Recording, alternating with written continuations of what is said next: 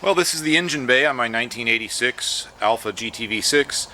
It has the 2.5 liter Busso V6. This is one of the very first V6s ever that was designed as a V6, meaning it's an even fire engine, not an odd fire, which is typically just a V8 with two cylinders lopped off.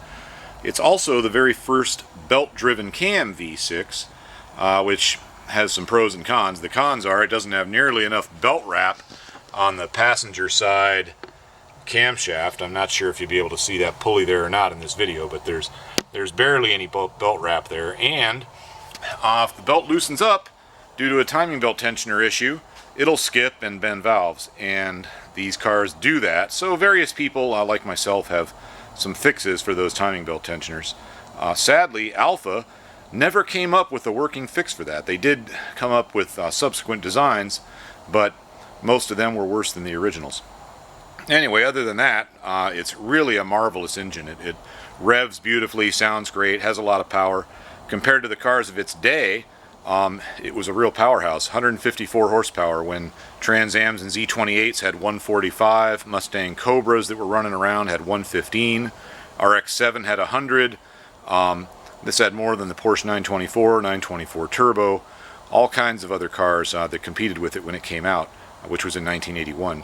Sadly, Alfa really never took advantage of the potential of this engine and upgraded it, and of course all their German and Japanese competitors did, so it wasn't too long, certainly by the late 80s, before those other cars had passed it up. This car has some extra electrical work. You can see some extra relays and so forth to control headlights and alternate fans. It also has relays for the PIA driving light system. And let me move around to the other side of the car.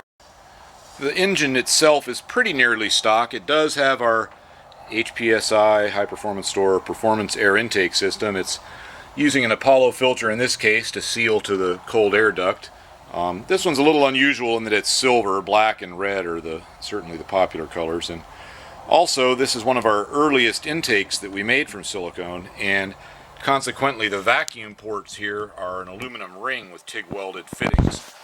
We made this long before we had the capability to mold fittings into the silicone itself, which of course if I was to redesign this intake today, that's how I'd do it, but that's not going to happen. The cars are just pretty old now and not a lot of demand for performance parts for them. And we'll go over a few more of the features. The car had four-wheel disc brakes. It has large, for the day, Brembo fixed position calipers. They're two-piston calipers, and I think every competitor out there had sliding calipers, so that was pretty advanced. Now the Porsche 944 had this same caliper, but it was either cast iron or steel.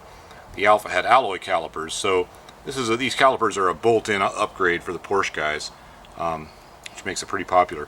We've got an extra big front sway bar on it, and also it has adjustable coil overs with matching shocks all the way around, which we got from Ron Simmons at RS Racing. If you don't know who Ron Simmons is, Google Nuremberg Ring or Alfa and Ron Simmons or something like that. It's pretty interesting. We based the suspension and brake upgrades on this car around the Alfa Romeo Sz. Anytime a factory makes a massive effort to get more performance out of a car, it's a good idea to look at what they did. And in the case of Alfa, their final version of this was called the Sz, and it was Alfa's best attempt to get a lot of performance out of it. And they actually got it up to 1.3 Gs on the skid pad in 1990 with 1990 era tires. For a production car, that's pretty darn good. So like I say, it makes sense to see what they did. We've also got the coil overs, just like the Alfa Sz at the back. They're adjustable. You can see I've got them set at max height and have a little bit of a spacer at the bottom there. That spacer is my own thing. It just adds a tiny bit of ride height and also prevents the coil perch from digging into the spring perch on the car. I've got some mods underneath as well. The rear brakes, which as you can see are inboard at the transaxle, are vented. They are directly off the Alfa Sz. It's a bolt-in upgrade for this car. And the exhaust system is upgraded as well. You can take a look here. It's got, well, it might be a little hard to see, but yeah, I guess you can see it okay. It has dual outlets, a lot like the Euro downpipes, in that there's two pipes coming out off of the downpipes instead of going into one, and there's an exhaust crossover up at the front. This is very, very 1980s tech. You certainly wouldn't make an exhaust system this way today for a V6, not if you're going after every last horsepower anyway. But it's period correct, it sounds good. I made it myself, I'm happy with it. And then at the rear, it has a rear muffler delete going to the stock tailpipe. So it looks stock, but sounds great. Actually, maybe a little too loud. I'm thinking about making changes, but when we go for a ride, you'll see. Further upgrades we have are at the front. Well, this has a Didion rear suspension, which they called semi-independent. It's kind of interesting. This big triangle here pivots on a bearing up at the front of the transaxle, and that allows the rear wheels to stay perpendicular to the road regardless of what the body does. It's a pretty neat setup.